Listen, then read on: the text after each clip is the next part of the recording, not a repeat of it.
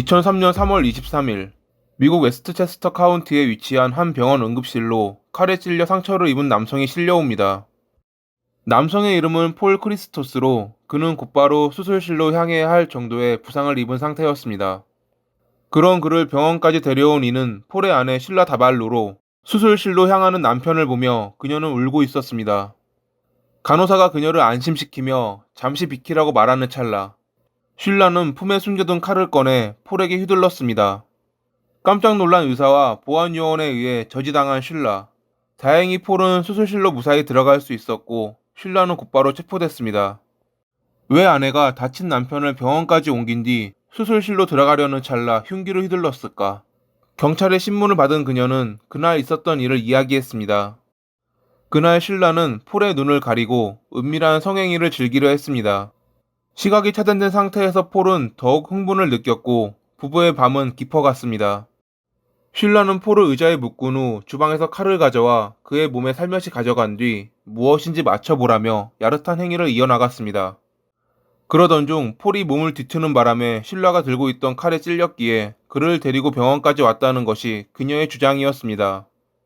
하지만 그녀가 수술실에 들어가기 전 폴을 공격한 것은 그녀가 자백한 내용으론 전혀 풀리지 않는 이상한 행동이었습니다. 경찰이 이를 지적했지만 실라는 별다른 대꾸를 하지 못했고 결국 그녀는 살인미수, 폭행 및 무기소지 혐의로 체포됩니다. 다행히 폴은 무사히 수술을 마치고 살아남았지만 형사처벌 대상인 실라는 재판을 받아야 했죠. 실라는 배심원 재판을 포기했고 그녀의 변호사는 그녀가 정신적으로 문제가 있어 자신의 행동을 설명하지 못한다며 선처를 호소했습니다. 하지만 그녀가 한 사람을 살해하려 했다는 것은 사실. 결국 그녀는 25년형을 선고받습니다. 여기까지는 그저 정신적으로 문제가 있는 한 사람의 실수라 볼 수 있습니다. 하지만 그녀의 사건에 대해 조사하던 형사는 중요한 것을 발견했고 5년 후 실라는 살인 혐의로 재판을 받게 됩니다. 형사가 발견했던 것, 그것은 그녀의 복잡했던 과거 관계였습니다. 뉴욕 의과대학원을 졸업하고 대학원에서 만난 첫 남편과 결혼했었던 그녀는 당시 폴과 만나며 불륜을 즐기고 있었습니다. 결국 실라는 첫 남편과 이혼한 뒤 폴과 결혼을 했고 행복한 두 번째 결혼 생활을 이어나가나 했지만 그녀는 다시 한번 넬슨이라는 남성과 바람을 피웁니다. 그러던 중 넬슨이 리사 레이문도라는 여성과 자신을 동시에 만나고 있다는 것을 알게 된 실라. 그런 넬슨의 행동에 실라는 분노를 느꼈고 그녀의 분노는 애꿎은 리사에게 향했습니다. 폴이 병원에 실려오기 4개월 전인 2002년 11월 8일, 실라는 리사의 집에 방문했고 그녀를 살해했습니다. 그 후 인근 식당으로 가 911에 전화해 리사의 이웃인 것처럼 가장해 아파트에서 소란이 일어났다 신고했던 그녀.